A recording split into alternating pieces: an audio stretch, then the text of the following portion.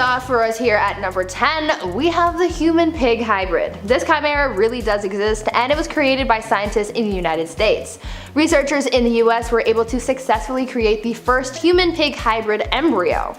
This was done by growing human cells inside of an early stage pig embryo, making them an interspecies chimera. There were more than 150 successfully created chimeras who had the precursors of organs like the heart and liver, which contain human DNA. This whole experiment was done as a sort of proof of concept to prove that human-pig hybrids are possible.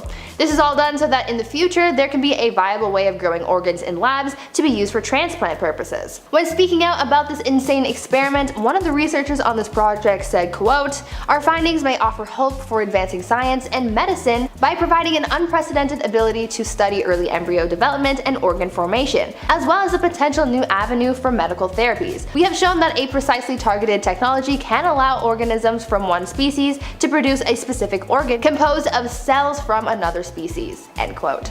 Do you think that this could be the real future of medicine, or are we pushing the boundaries of medical science too far?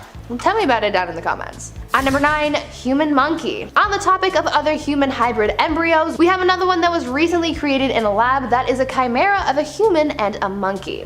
Much like the human-pig hybrid that I just talked about, this human-monkey experiment was also designed as part of the scientists' organ transplant research.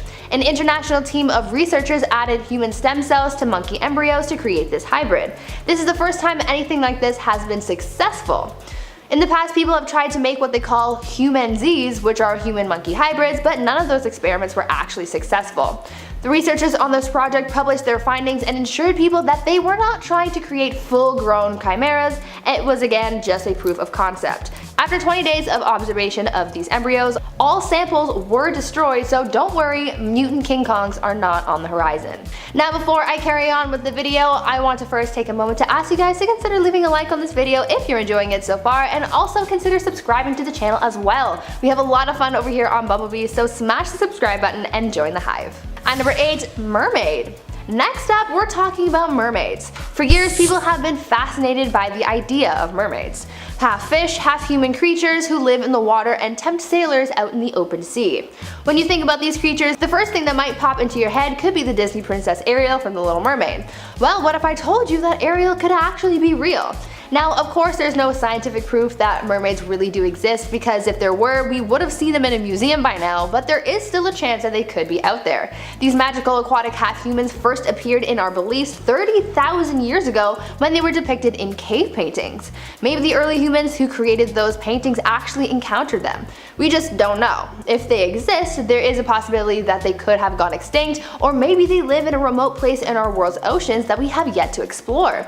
Remember, 90% of the world's oceans haven't been explored yet, so you really don't know what's lurking in the depths of the water. These cave paintings that depict mermaids though have me wondering if our early ancestors were actually onto something or not. Only time will tell. At number 7, human chimeras. Here's another human hybrid that actually really does exist, and it's not even that hard to find either. Human chimeras are human hybrids with 2 different sets of human DNA. How does that happen, you ask? Well, I'll tell you. There are a few ways that you can become a human chimera. One way is from getting a bone marrow transplant. When you receive a donor's bone marrow, those cells continue making that person's DNA, and since it's in your body, you start to receive a mix of DNA and can become a chimera that way. Another way that it's done is in utero. If someone is pregnant with twins and one twin passes away in the early stages of pregnancy, there is a chance that the surviving fetus can absorb the cells from its sibling and retain both their own DNA and the DNA of their sibling as well. One more way that chimerism can happen in pregnancy is when a parent absorbs some of their child's DNA. If some of the fetal cells migrate outside of the uterus, the parent can retain that DNA. Some people call this a pregnancy souvenir, but this phenomenon is known scientifically as microchimerism, and this can actually be pretty common. It's just that most people don't know that it's happened to them. Fascinating stuff. At number 6, human mouse. In another instance of human hybrids in lab testing, we have the human-mouse hybrid. In this experiment done by researchers at the University of Buffalo and the Roswell Park Cancer Institution, they were successfully able to create a human-mouse chimera that had 4% human DNA, which is the highest result that this kind of experiment has seen so far. Researchers injected human stem cells into a mouse embryo and monitored its growth. Scientists were able to find evidence of human cells in the developing liver, brain, eyes, heart, blood, and bone marrow. We're seeing more and more of these kinds of experiments being run all over the world, and though it is for medical research, these experiments are also creating a lot of controversy with people saying that researchers are playing God and going way too far. It only takes one wrong move to create some kind of catastrophe, so let's hope that we don't get some kind of real-life sci-fi film out of this. At number 5, Dragon Man. Now this one might not be a true hybrid, but it is still fascinating, and just the name alone made me want to put it on this list, so here you go. Now even though the name might suggest it, no, this is not a half man, half dragon, sorry. But it is the newest member of the Homo genus. This past summer, scientists discovered the skull of a new human species that they've named Homo longi. Longi being the Chinese name for dragon, and dragon being a reference to the location that these remains were found, since they were discovered in the Dragon River region in northeast China. The skull of the Dragon Man dates back 146,000 years, and scientists believe that this new species belongs to another sister group of Homo sapiens, so they're even more closely related to us than Neanderthals. What stunned researchers the most about this incredible find was the size of this being's skull, because it's pretty big for a hominid from this time. This find opened a new avenue of discoveries for scientists, so that's pretty exciting news for anyone who takes an interest in this sort of thing. I mean, with further research, who knows what we could learn from this find? Maybe Homo longi really is a human-dragon hybrid. At number 4, real fawn. This next human hybrid could be a hoax, but maybe it isn't. You just never know. Back in 2016, a farmer made a shocking discovery when one of his goats gave birth. He was expecting the usual baby goat, because why else wouldn't you expect that? But instead what he got seemed to have been some kind of mythical creature resembling a faun. For those who don't know, a faun is a creature from Roman mythology that is half human, half goat. The farmer said that when this baby goat was born, it looked like it had facial features resembling a human baby, with a small face, nose, and short limbs. The farmer told local news sources that the baby didn't survive long after it was born, and the body was later turned over to veterinary services because what the heck do you do with something that looks like it's straight out of Roman mythology? To this day, no one quite knows what it was, but it could very well have been a human-goat hybrid. At number 3, ancient human hybrid. Back in our talk about ancient humans, we have a pretty cool find that suggests that there were once Denisovan Neanderthal hybrids. We know that Neanderthals and Homo sapiens interbred, but now with the discovery of the Denisovans, we know that both Homo sapiens and Neanderthals interbred with them as well. We knew that Homo sapiens and Denisovans mated because Denisovan DNA has been found in a percentage of the population of native Australians. But now, after finding new bone fragments, scientists believe that Neanderthals and Denisovans created offspring as well. In their findings, researchers looked to extract DNA from bone fragments found at an archaeological site, and the results came back showing that whoever this individual was half Neanderthal, half Denisovan. Pretty neat, right? An ancient human hybrid ready to teach us more about our ancient human relatives. At number 2, human cows. Now this one is almost too bizarre to even believe. Guys, we have human cows. Well, we kind of have human cows. Back in 2009, scientists in Russia and Belarus genetically modified cows and goats to produce human breast milk. Yes, you heard that correctly.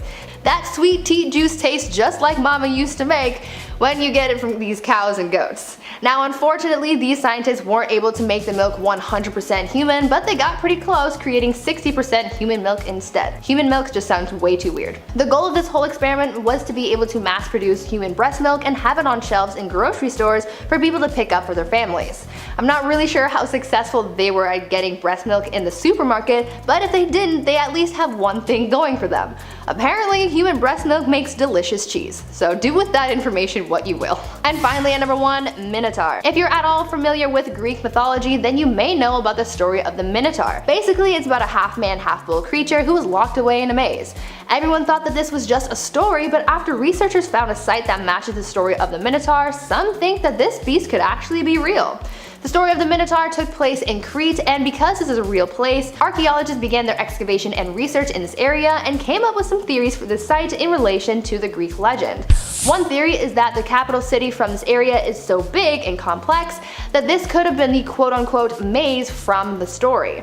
There is also a theory that because Crete has so many cave systems, this could also have been interpreted as the maze as well. Because researchers are still trying to piece this story together with the real-life evidence that they've been given, solid answers haven't yet been given, but if they really think that they've started to crack the case on the story of the Minotaur, and since they believe that this maze is real, it could be that this human-bull hybrid could also be real. So Maybe, but we might never know. Number 10, feel the music. There are many odd experiments in history where humans, should have left human elements out of it. Like music and illicit substances. I can't say what I want to say, but it's a bad substance that's white. There you go, paint the image in your head. There you go, we'll move around YouTube's algorithm. Back in 2011, a study was done where rats, or rather a bunch of rats, were all put in a room and on loop, they played a Miles Davis song just over and over again. So they were all on said substances and they were in a room while Miles Davis played. This is a science experiment, may I add. Just smooth jazz for these rats all day long. Imagine walking into that room, you're like,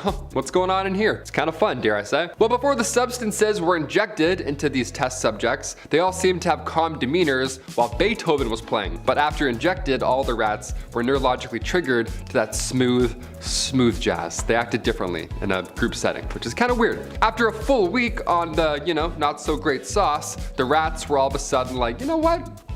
We love Miles Davis now. We changed our minds. So yeah, illicit substances changes how you listen to music apparently. If you're a rat, any rats watching, hit that thumbs up with your little rat hands. Number 9, the first pregnancy test. If you're looking past the ancient Egyptians and their use of barley and urine to determine if somebody's pregnant, you'll often land on this experiment from the 1930s. It's pretty close. It's heavily inspired. It was developed in 1931 by Maurice Friedman at the University of Pennsylvania Medical School. Now what would happen here is doctors would inject a rabbit with urine from a woman who was suspected of being pregnant, and the rabbit's ovaries could easily tell if that was the case. Accurate? Yes. Historical? Changes the game? Why, of course. Would it also end up with the rabbit passing away every single time? Yes. It's sad more often than not when humans are involved in any medical process, but we're trying to not do that anymore. We're doing pretty good. All those furs were like, nah, get out of here. Number 8, kunga. Perhaps the earliest example of human-animal hybrid testing. Here we go. Scientists recently learned about this donkey hybrid that once roamed ancient Mesopotamia. This was a long time ago. This was before horses had even arrived to land, so they had to do something, right? They needed help pulling stuff. So large kungas would step in and they would pull wagons, and smaller kungas would help pulling plows. These little guys were the talk of the town. Imagine a hybrid animal before horses. No wonder they were a status symbol, come on. 4,000 years ago, they were given as gifts for weddings. Yummy, can you imagine that?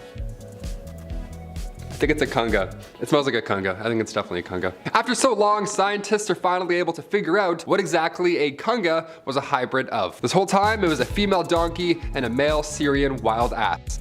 Put them together, what a wild time. It's wild what you still learn about ancient animal bones from thousands and thousands of years ago. More amazing how involved this hybrid was in Mesopotamian culture. I don't know, should we bring back the kunga?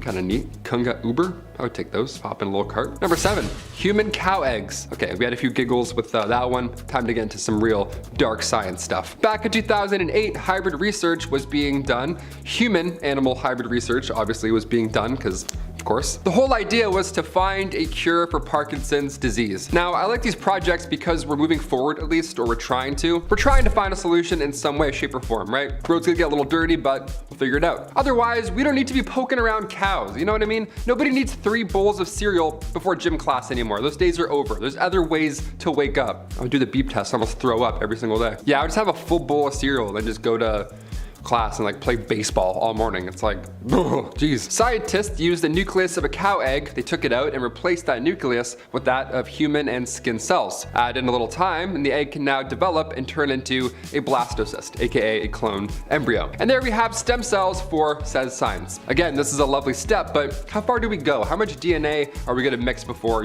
things can go south? For example, like Number 6, monkey head transplant. Okay, here we go. The first ever successful monkey head transplant. Crazy that I'm saying that out loud. This was back in the early 1970s. I imagine some of your parents may have heard of this. I don't know, I bet it would be hard to forget. Ask them. Ask them in the middle of dinner when they're mid-bite. Ask them about the monkey head transplant from the 70s. Just ruined dinner. American researcher Robert White, he pulled off the, otherwise impossible in a slow, tedious operation. See, White took the head of one monkey and then attached it to a already headless monkey. Add a little time and energy and some science and voila, this actually worked. Yeah, the monkey actually tried to bite one of the surgeons once it came to life, which, totally fair. I'd probably be a little upset too. Sadly, the monkey passed away 9 days later, but like I said, the fact this actually happened, one, is terrifying, and 2, dare I say, it's miraculous. Some sci-fi stuff right here. We're moving heads, we're transferring heads for 9 business days. Gross. Number 5.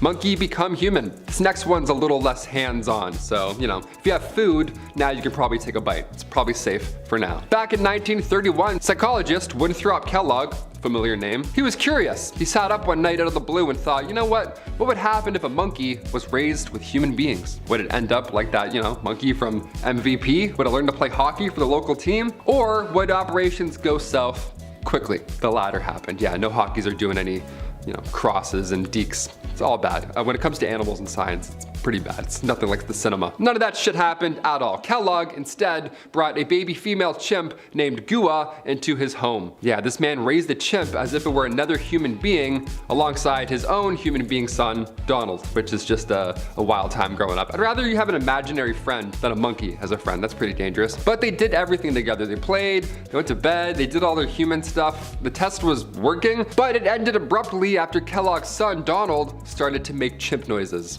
Yeah, and then everybody was like, you know what? Let's not do that. That was terrifying. Maybe chimps can't learn how to kickflip. Maybe instead humans just go backwards in evolution. So Gua was then released and no more human best friend. Back to, dare I say, normal. I always wanted a monkey best friend growing up. Now I don't. Now I really don't. Number 4, multi-dog. The multi-dog. Yeah, this is gross. This was back in the 50s when a Soviet scientist, Vladimir Demikov, created, a multi-headed dog. It's pretty easy. Time magazine covered it. Of course, this is again a feat in science, as disgusting as it is. The adult dog had a newborn grafted to its neck, so when it grew, it could somehow survive off the blood of the main, bigger dog. The body, for a lack of a better term. Gross. When observed, the puppy did have its own characteristics. It was playful as it growls, just as the other dog's characteristics would be. Now, it is a sad 1950s Soviet animal experiment, so of course that animal didn't survive a very long time. But crossbreeding experiments from hell, this is why we're here, you know what I mean? It's like that 3-headed dog from Harry Potter, you know what I mean? Cerberus, I think his name is Cerberus. This, a little more terrifying, a little more jarring, I'd say, to look at. After you play Harry Potter chess, this thing pops out, you're like, ooh. Never mind, 0 points for Gryffindor. Number 3, lions. Back in the 1980s at the Chatbir Zoo in India, they started this experimental program where they would breed together a domestic lion, which is a bit smaller and has a less shaggy mane. They would breed that with an African lion in hopes that they would meet in the middle and be introduced to the wild and somehow help with the dwindling population of wild lions in India. Now on paper, this sounds like a great idea, dare I say, a step forward for the animals and the wild, but it wasn't. Nope, that's why we're here on this list. The zoo found 2 African lions that were being used in a circus, and then they brought them in to breed with their 2 Asiatic lions. Now, when the cubs were born, it was clear this was already a mistake, as the cubs had severely weak back legs right off the hop. It wasn't looking good. They were having extreme trouble walking, and as they got older, their immune system started to fail. Now by 2000, they had bred more than 70 of these new hybrid lions, and it was too late, right? They'd finally decided to stop the program, and all the males were then given vasectomies in order to stop any further reproduction. But there were laws that prohibited them from killing any animals, so they were simply just waiting for them to die of natural causes, which, in this case doesn't really exist. But there's a dwindling population of lions. It's insane to me that they wasted 20 years doing this when they could have just, simply bred the lions that they had with other lions. Probably harder than it sounds, but I don't know. What the f is this? New lions with like Bambi legs? That's way worse. Number 2, spider art. Nice. This is like Art Attack, but terrifying because I hate spiders. Before our number 1 spot, I have to mention NASA's 1995 spider test. They're a little cool, dare I say. When nature meets science, we often get jarring results, be it hybrid animals, clones, monkeys going on and off, you name it. Spiders, as fascinating as they already are, can be even more mysterious, especially when they're exposed to, how do I say this, mind-altering illicit substances. You got it? NASA wanted to determine the toxicity between all of these substances and what differences they may look like in real life. Now, spiders are fascinating. We can see how they think and survive every day. We see it up close. We walk through them and we go right in your face. But we never see them like this before. Caffeinated behavior is all over the place when it comes to their web. It doesn't look like a normal web at all. But with hallucinogens, it's the same shape of a web, but it's almost missing steps. I don't think any animal should also have coffee, let alone hallucinogens. My God, no way. Also, I can't even have coffee. I'm crazy when I have coffee, let alone any of this shit. And finally, number 1, the mouse with an ear on its back. Yeah, the title says it all. I could say that and we could be done here, but I think I have to explain a bit more. If we ever reboot Stuart Little, this guy has to audition. Let's do it. A live action? Are you kidding me? He'd f it up. Back in 1997, this Vacanti mouse became the test subject to determine if scientists could grow cartilage using chondrocytes, aka cells from a cow. Well, it worked, and we're still talking about it. I'm still talking about it, obviously. I mean, look at this. Now, it all started when Joseph Vacanti, pediatric surgeon, he began designing human organs. Now, this was during a shortage. He wasn't just born and, started to make ears like a serial killer. No, he was changing the medical game. And little did he know, he was about to change the science game as well. He constructed a regular looking ear, and he told his brother Chuck and his partner Bob to not bring up the fact that he attached said ear to a live mouse. Now, that's a pretty hard secret to keep, I imagine, so Chuck ended up spilling the beans. Now everybody knows, but at the same time, now we all know that cow cartilage can create cells, which is pretty good. That's pretty good science. Can grow ears. I want to Q-tip his ear back thing, you know what I mean? Starting off in our number 10 spot, we have Bobby, Eddie, and David. When Bobby Shafran was 19 years old, he found out he had a twin, a brother named Eddie. The two were raised separately because they had been adopted at birth into different households. Not too long after finding out about each other, things took an even crazier twist when Bobby and Eddie found out that they had a triplet, another brother named David. What should have been a very joyous reunion for the triplets turned very dark when they began to uncover the truth about what happened and why they had spent all of those years not knowing the others existed. As it turns out, they found out they were forced to be subjects of an experiment they had no idea was taking place. Peter Neubauer was a child psychiatrist who wanted to study nature versus nurture, but decided to do it in this cruel and unethical way. He believed that twins or triplets had a better chance of thriving if they were separated from their twin, and he wanted to prove this by unknowingly separating twins from each other at birth. Luckily, Bobby, Eddie, and David all found each other, and their story is documented in the movie Three Identical Strangers. In our number 9 spot today, we have the Milgram Experiment. The premise of this experiment was that they took two groups of people, one called teachers and one called learners, and they paired them up, one from each group. The pair couldn't see each other, but the teacher would ask the learner a question. If the learner got it wrong, the teacher was then told to give them an electric shock. Every question made the shocks get worse until an eventual fatal shock would be administered. Before the experiment, it was proposed that only 3% of the participants would go all of the way and actually give the fatal shock. But it turned out that under pressure, 65% of the teachers actually gave the lethal dose of electricity to their learner counterparts. Luckily, the students were actually just actors, so no one was truly getting hurt or shocked to death in this experiment, but it honestly is very creepy and very disturbing to see these poor people being pushed so far past their boundaries, and it's kind of unsettling to know the results. In our number 8 spot today, we have the Hoffling Hospital Experiment. This experiment happened all the way back in 1966, in a time where the rules of psychological experiments were a lot more loosey-goosey. Because of this, the nurses that were all a part of this experiment had no idea that they were participants, which nowadays is very, very illegal. Basically, this experiment took place on the night shift. The night nurse would receive a phone call during the shift, and on the other end would be Dr. Smith, who's actually a researcher. He would ask the nurses to check the medicine cabinet to see if they had a drug called astrotin, which was actually a drug that was just made up for this experiment, and it was just a placebo. The astrotin would clearly state the maximum dosage of 10 milligrams, but Dr. Smith would ask the nurses to administer 20 milligrams.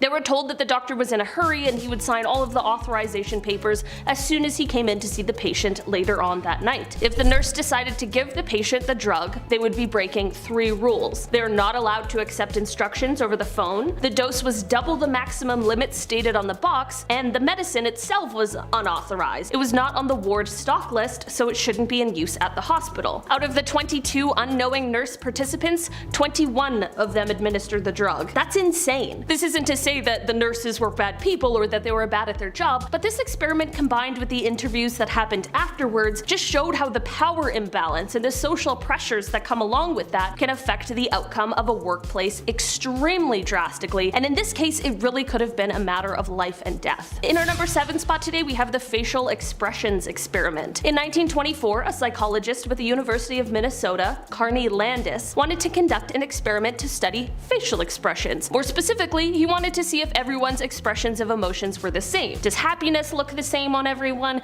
Does sadness, shock, disgust, etc. make us all react the same way facially? An interesting question for sure, but the method was strange. Basically, he recruited some student volunteers and then painted the lines of their facial muscles black. He then exposed each participant to different stimuli in order to photograph their reactions and then of course compare the results. This is all fine, except for what the stimuli actually contained. I guess this guy just really wanted big reactions because he included showing them adult films, exposing them to ammonia, making them touch reptiles, and even beheading rats. Apparently 1/3 of the participants willingly did this beheading when told, despite not knowing how to do it humanely, and even if they did know how to do it humanely, why would you? And for the 2/3 that were regular and did not just behead a rat because a strange man told them to, unfortunately Carney did it for them. I'm not even sure what the results of this experiment were, and I have to ask, does it even matter? What an actual nightmare for something that largely just doesn't really have an impact on our lives. In our number 6 spot today we have telephone cats. Sorry to all the cat people out there, this one isn't going to be for you. In 1929, 2 scientists at Princeton University wanted to conduct an experiment in order to test how auditory nerves perceive sounds. This is obviously extremely important research, but the way they went about it is very messed up. They took a sedated but alive cat and cut out part of its brain. They then attached one end of a telephone wire to the cat's auditory nerve and the other end to a receiver. When one of these scientists spoke into the cat's ear, the other one could hear it on the other end. This is cool, but most definitely not an excuse to do something so inhumane. There were benefits of this experiment, of course, and it is believed that it may have helped lead to the development of cochlear implants, which is of course an incredibly important scientific advancement. The worst part, however, while the cat actually survived this experiment, instead of treating it like a king for the rest of its life like it truly deserved, these scientists instead killed it to see if the experiment would still work on a dead cat. It didn't. In our number 5 spot today we have the Pit of Despair. This experiment was conducted by Henry Harlow and is one of the most controversial on this list. In a sort of mental health study, Henry decided to induce depression in monkeys. He took very young monkeys and separated them from their peers and mothers and put them into isolation in a cage that was called the Pit of Despair. Sometimes the monkeys would stay there for longer, more extended periods, and other times they would be repeatedly separated and put into the cage for multiple shorter stays. These monkeys all proved to be extremely psychologically disturbed after the conclusion of this experiment, which should have seemed kind of obvious even before the experiment was conducted. These monkeys were used as a model of human clinical depression,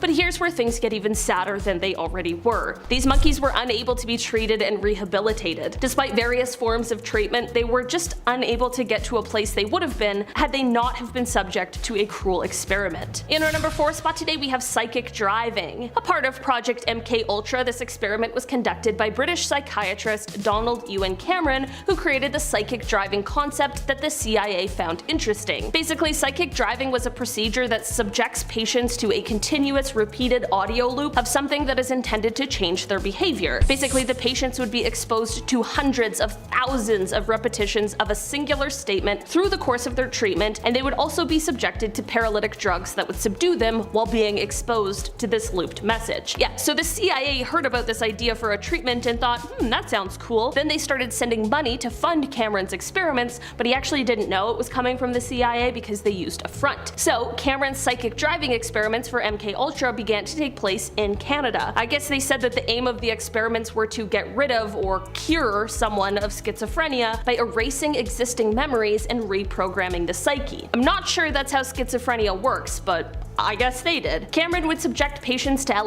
paralytic drugs and electroconvulsive therapy that was 30 to 40 times the normal power. He would also put the experiment subjects into induced comas while exposing them to the repeated audio. The experiments were mostly conducted on patients who entered the institute for more common problems like anxiety disorders or postpartum depression, and they ended up leaving with permanent effects from his actions. These included things like urinary incontinence, amnesia, being unable to speak. Some people forgot their parents and thought that the interrogators were their parents. It clearly completely altered those who were participating in these horrible and certainly unethical experiments. In our number 3 spot today we have the UCLA schizophrenia experiments. Starting in 1983, UCLA researchers Michael Gitlin and Keith Nocherlin went to great and very unethical lengths to see just how people who were suffering from schizophrenia relapse. Basically, they were trying to figure out if there was a way to predict the relapse or a psychosis episode, and this is definitely important work that deserves attention because it could certainly have real-world benefits, but that does not mean unethical lengths should be reached. Unfortunately, this experiment involved recruiting hundreds of participants who were all being treated for schizophrenia and then taking them off of their medication. This alone has some obvious implications for the health of these people, but to make matters worse, there was no suitable plan in place for when they could return to their medication, and they also just didn't do a good enough job making sure that those participating were protected and safe given their very vulnerable state. Unfortunately, the results were disastrous and proved to be fatal when one of the participants,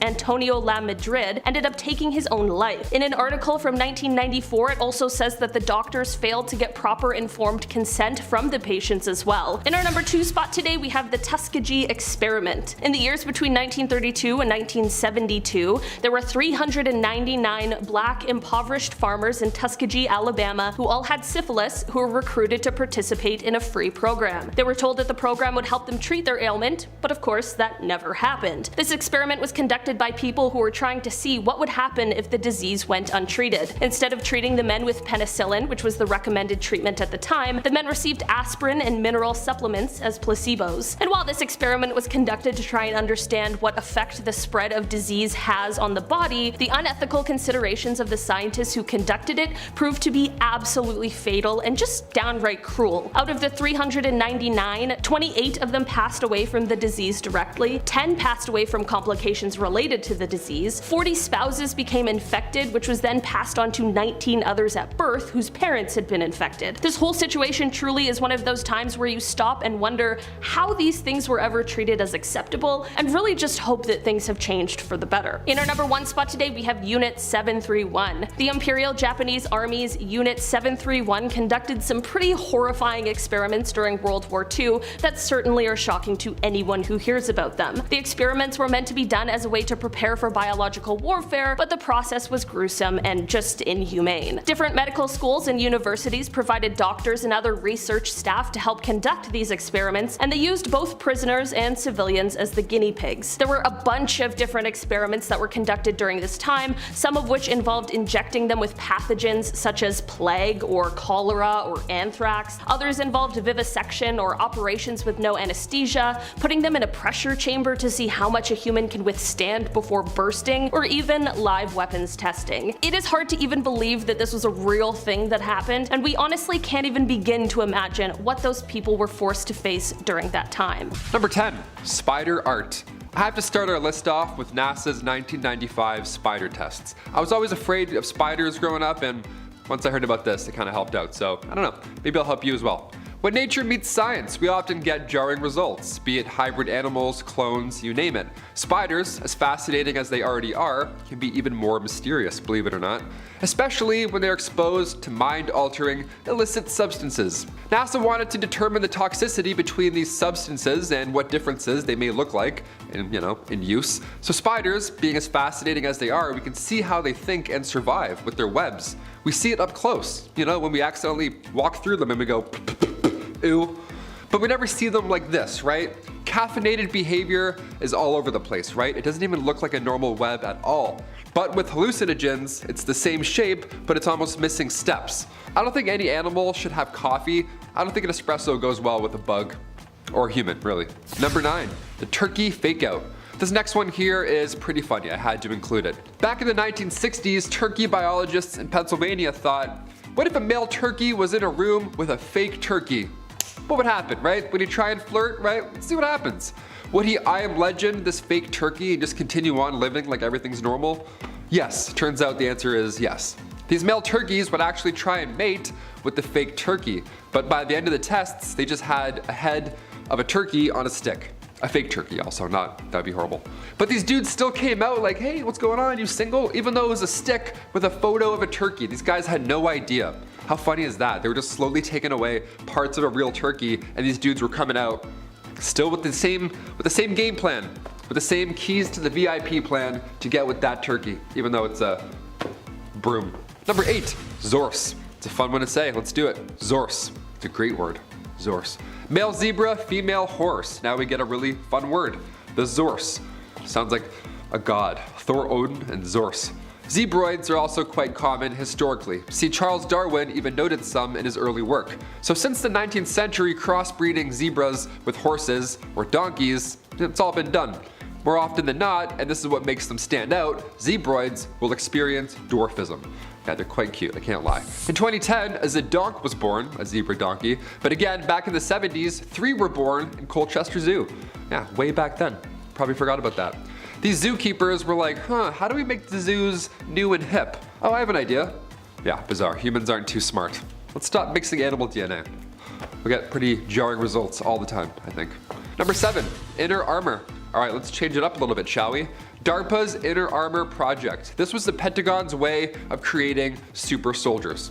Yeah, and Marvel Phase 5 or whatever couldn't be a better time to bring this out. Scientists use animals as a reference for these new abilities, like literally from a Marvel movie. They're studying the DNA of the stellar sea lion because it can reduce blood flow away from organs if need be in order to reduce oxygen demand to survive. Yeah, that's like a superpower. We gotta figure that out. That would be sweet. Just Aquaman with a tactical vest? Okay, sure, let's do it. Dr. Michael Callahan, who is in charge of running the operation, says that the goal is to make soldiers kill-proof against disease, chemical weapons, radioactive weapons, harsh weather conditions, you name it, all that stuff. Now, this was back in 2007, and then later in 2014, Barack Obama just came out of nowhere and announced that the United States is working on building Iron Man. Yeah, apparently that wasn't a joke. Number 6, the Milgram Experiment. All right, we gotta turn it up a little bit, shall we? While learning about our past in further detail, like the Trinity test, for example, and how that led to the bombings of Hiroshima and Nagasaki, it's important to understand why these things happened and how people like the Germans were so easily influenced into doing what they did. So the Milgram Experiment was put in place to start getting some ideas, right? How far will people go when it comes to obeying instructions, specifically if it involves a third party being hurt? Stanley Milgram, Yale psychologist, he created this test, and there's 3 important rules for this one. There's the teacher, the experimenter, and the learner. The learner is disguised as the main test subject, but they're really in on the whole thing. The real subject is actually the teacher, the one administering pain to the test subject. Yeah, they're told by this higher figure, whatever, to keep upping the pain every time they get a question wrong. So the real test is to see how far humans will go when hurting others. The icing on this experiment, of course, is that the subject isn't actually getting shocked at all. These tests were underway in 1961 in a basement at Yale University. Imagine taking the wrong turn on your way to class, you end up here. It's terrible. Number 5, go pills. Okay, look out, 5-hour energy. We're pulling an all-nighter for this one. Every time I watch Lord of the Rings, I fall asleep. I can't help it. It's a lovely film, but it's so cozy. The music, just tucks me in, and I'm gone. Also, it's like 4.5 hours, so, it's not my fault. But that's not an issue in the real world, is it? No. Overnight truck drivers struggling to stay awake to pay the bills, that's a bit more important, I'd say. And that's where Go pills were supposed to come into play. The pill that keeps you up for 40 hours straight. Yeah, doesn't that sound like a nightmare? What the hell? The US Defense Advanced Research Project Agency, again, DARPA, is currently funding this pill. The benefits it would have, I gotta say, if this thing works, I'm kinda on board, honestly. I can finally play 50 turns in a single round of Mario Party without having to sleep in between.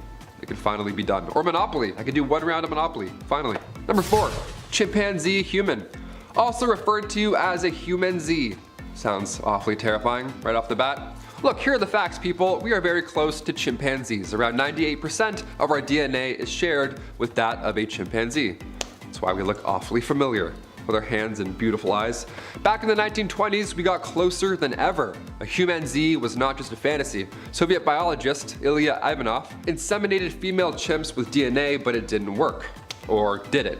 See, things got questionable when a chimp named Oliver hit the scene later in the 70s. He was walking like a human, referred to as the missing link because of his appearance. Yeah, he was previously a performance animal. He was a show chimp, so not a hybrid, but many viewed these experiments as immoral back in the day. Which is odd because I remember seeing chimps in family movies. I remember seeing like Most Extreme Primate, where he's doing like skateboard tricks, or he's like snowboarding all of a sudden. Air Bud as well. I don't know. What made these animals do all these sports? You know what I mean? Number 9, lions. Back in the 80s at the Chatbir Zoo in India, they started an experimental program where they would breed together a domestic lion, which is a bit smaller and has a less shaggy mane, with an African lion in the hopes that they could, be introduced into the wild and help with the dwindling population of wild lions in India.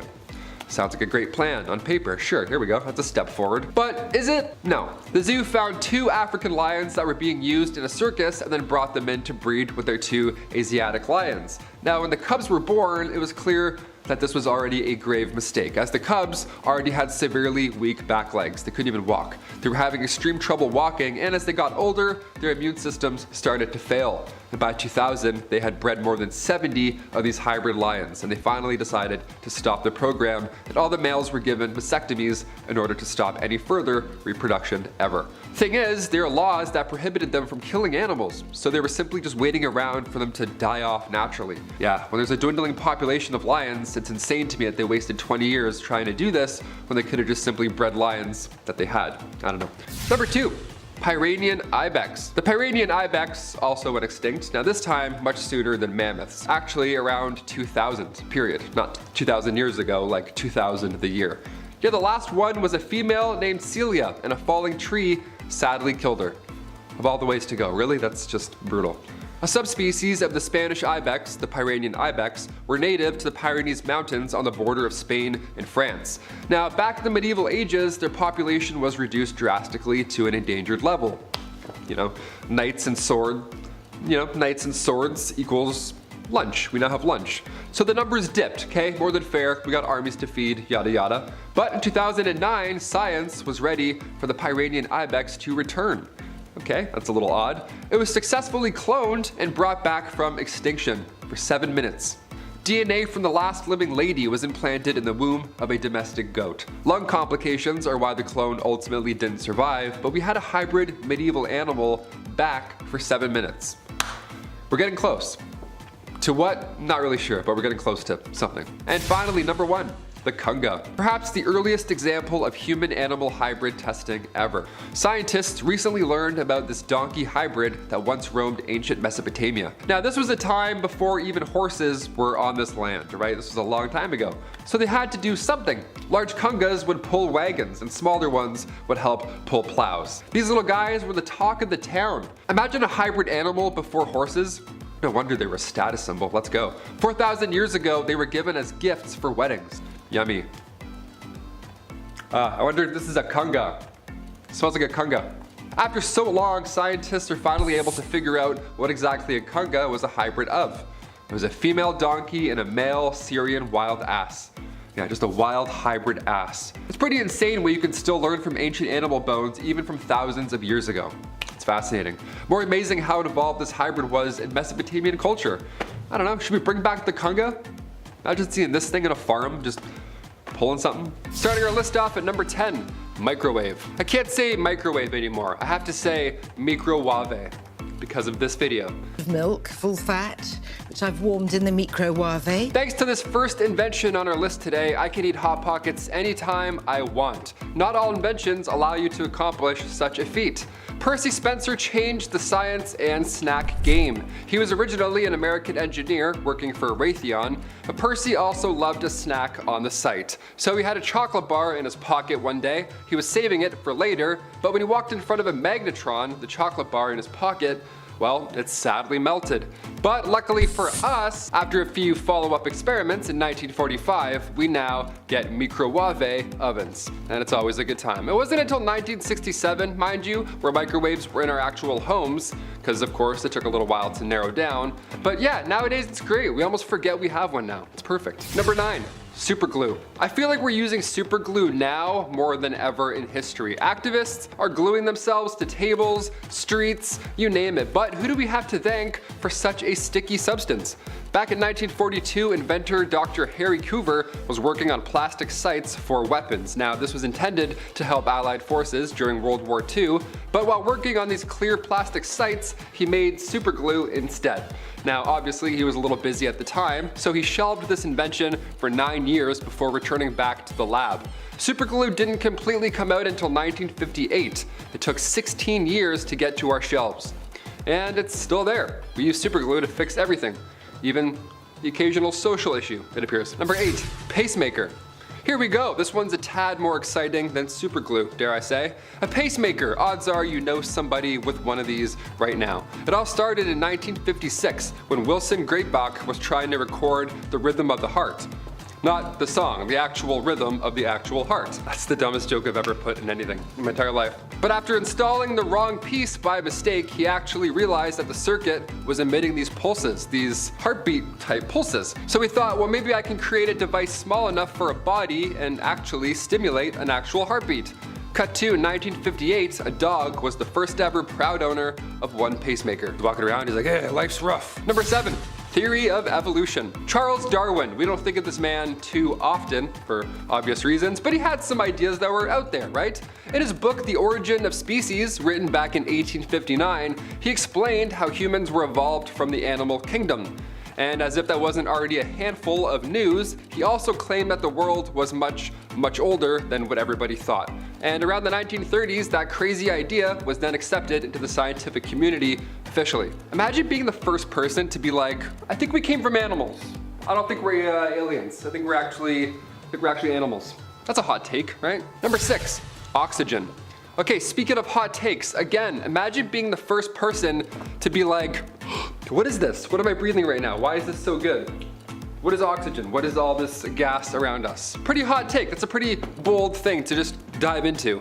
Oxygen was identified for the first time scientifically by Joseph Priestley back in 1774. After he heated up red mercuric oxide, he found this colorless gas, and at first he called it dephlogisticated air, which is, it doesn't roll off the tongue per se. And Priestley shared his discovery with the French scientist Antoine Lavoisier. Lavoisier then connected these dots, and we learned that oxygen supports animal life.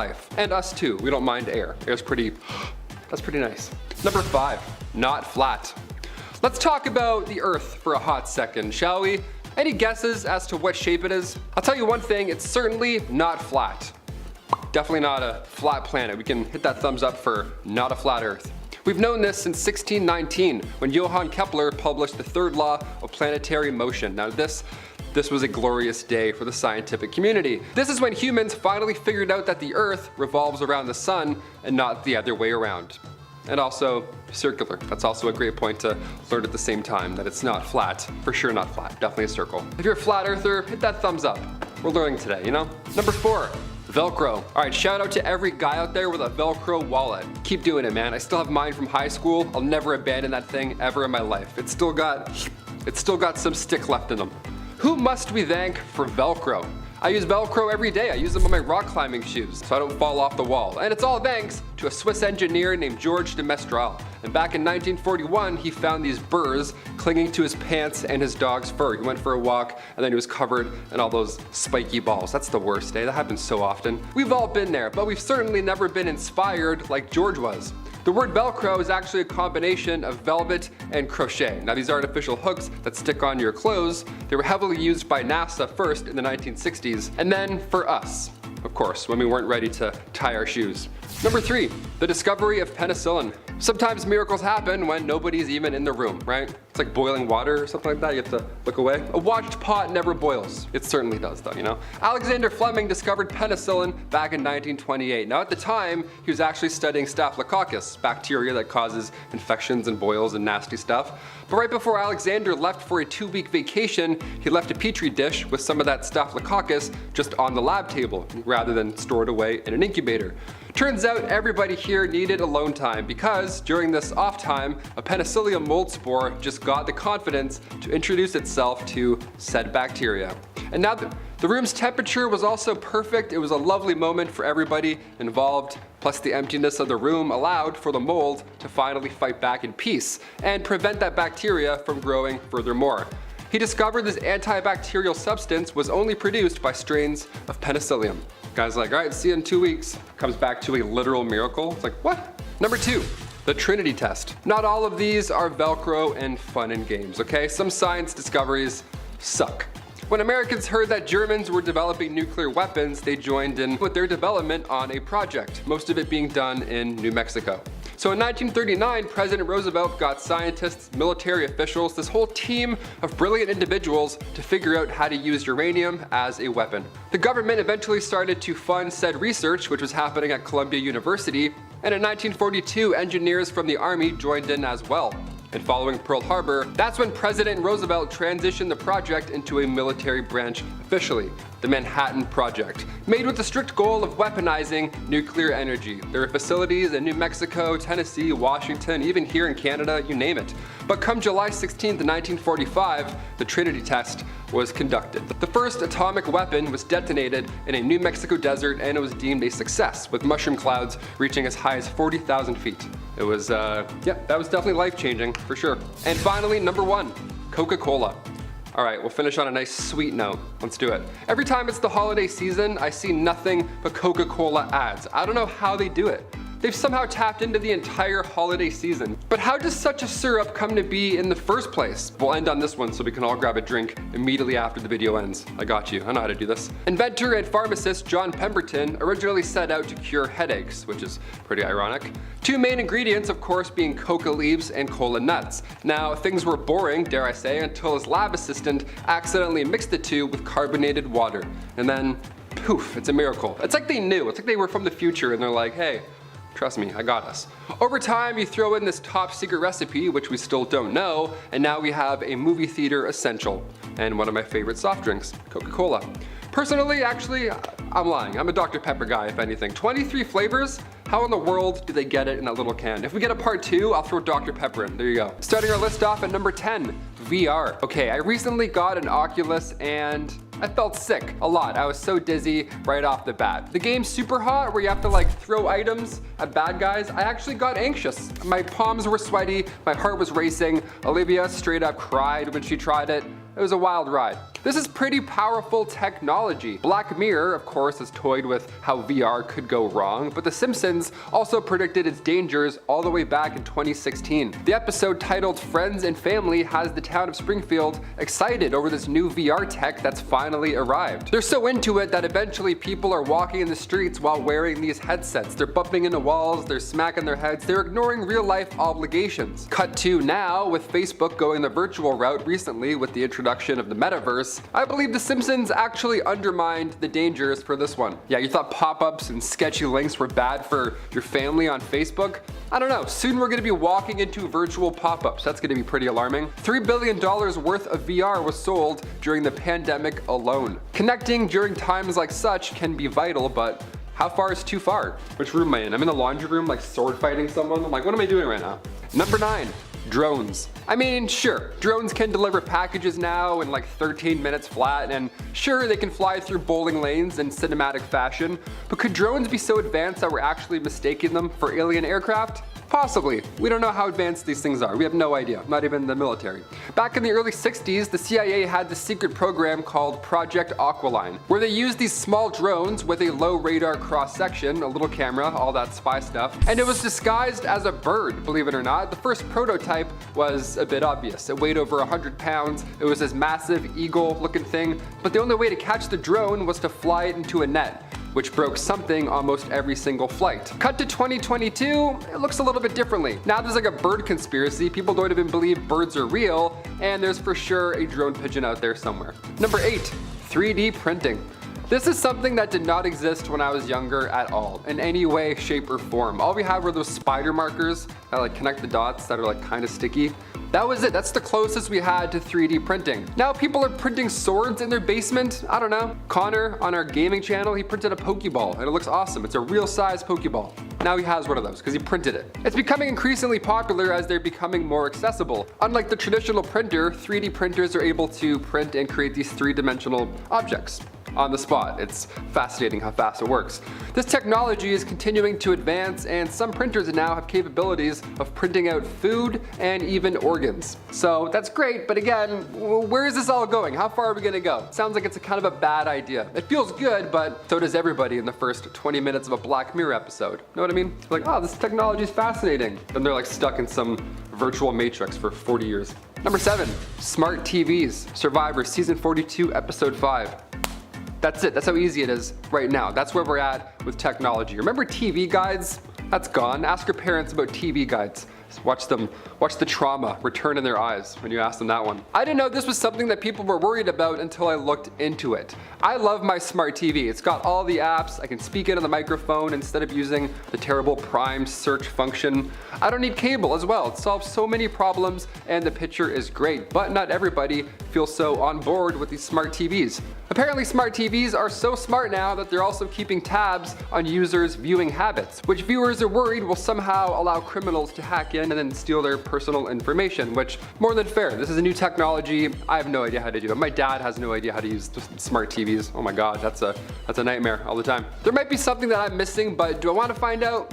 No, I don't know. Imagine someone hacking your TV in the middle of the night. Anonymous just appears. That'd be so haunting. I would not want to get out of bed. Number 6, self-driving cars. If you own a Tesla, first of all, nice. Bravo, must be nice, that's great. But comment down below how often you actually use the self-driving feature. I imagine that it's terrifying. I don't know if I could ever use that. Just click it and just, okay, hope it works. I watched this body cam footage the other day online of someone being pulled over in a self-driving car because they were asleep at the wheel. They were asleep, but they were driving, well, the car was driving, but they were having a nap. They were on their way to work asleep. You know what I mean? This is where the line gets kind of hazy. Do we want this technology to go further? I don't know. I kind of want people awake on the road. Call me old school. I mean, there are plenty of reasons why this feature makes sense, why it could be exceptionally helpful, and why, you know, there are people who are clearly on board with the idea, but there are also some things that are rightfully a major cause for concern. One of the most debated and truly one of the biggest questions surrounding this is an ethical one, like, will a self-driving car prioritize its driver over other road users in any given situation? Know what I mean? Something happens, who's it gonna prioritize? Someone you're about to hit, it's gonna prioritize you. How do we make those real life decisions? We don't. Well, we do, but computers, they don't. Number 5, Google Glass. Smart eyewear technology, that's cool. You want to feel like Tony Stark? Sure, I get the idea. Ideally, when it's worked out, this pair of shades can make you a little bit of a superhero, okay? It's able to display information and content in a similar way that a smartphone would, only, you know, hands-free. It would be only voice control, wearing a heads-up display like Google Glass or even a modified version of VR. Now or later, I don't know if I'm on board, to be honest with you.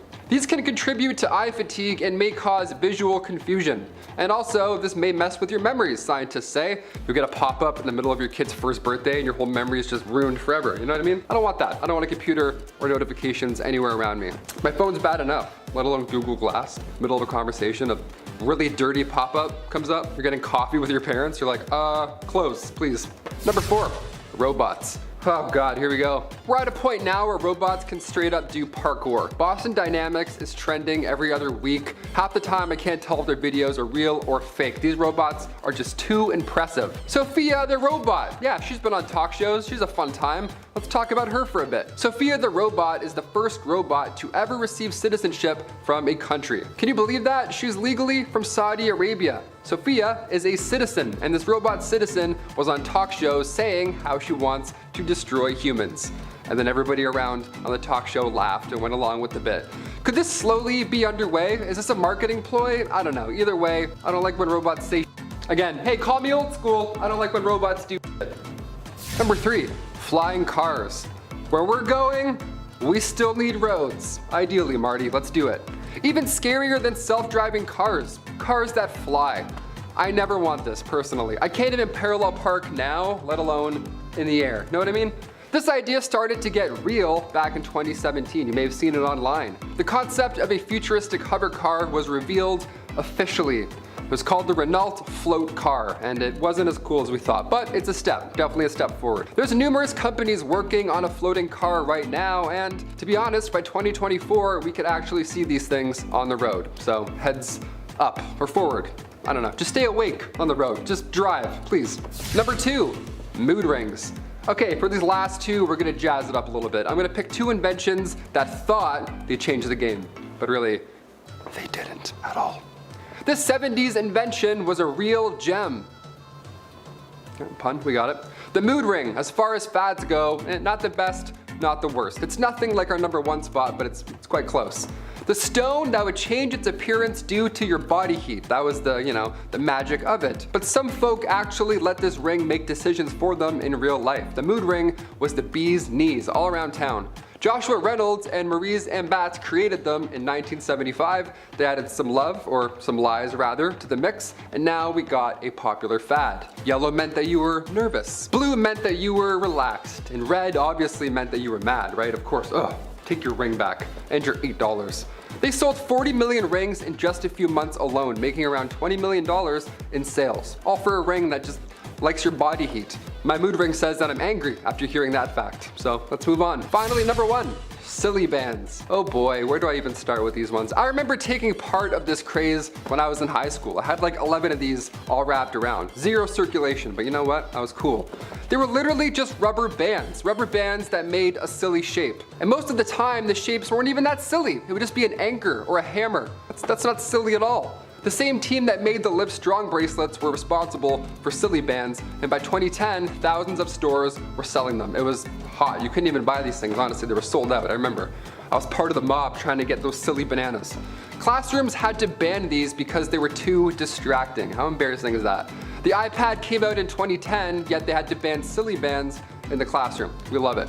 Silly bands made over 100 million a year. I'd say it's worth it for that guy. The guy's swimming inside of his house now because we wanted the $ shape wrapped around our wrist for some reason. So you know what? He got us. Eat the rich. I'm like, yeah, eat the rich, but stop buying silly bands at the same time. Know what I mean?